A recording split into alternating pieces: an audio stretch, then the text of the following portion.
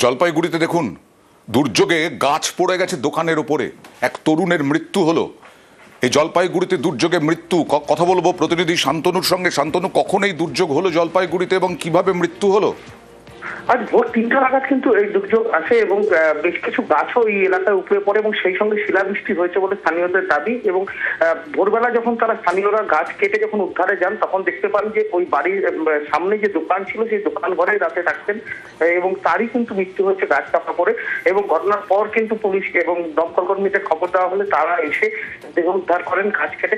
যেটা জানা যাচ্ছে যে একটি বড় বট গাছ ছিল, সেই গাছটি ঝড়ে ভেঙে পড়ে এবং গাছটি উপরে এসে পড়ায় একেবারে দোকান ঘরের উপরে। সেখানে কিন্তু গাছ চাপা পড়ে মৃত্যু হয় একজন তরুণের এবং আরো একজন আহত হয়েছেন ঘটনায়। এবং এই ঘটনায় কিন্তু রীতিমতন আতঙ্ক ছড়িয়েছে, কারণ গত কয়েকদিন ধরেই কিন্তু ঝড় বৃষ্টি হচ্ছে, সেই সঙ্গে শিলা বৃষ্টি হচ্ছে। সেই কারণে এই ঘটনার পর প্রশাসনিকভাবে সতর্কতা জারি করা হয়েছে। ময়নাগুড়ির খাগড়াবাড়ির ঘটনা।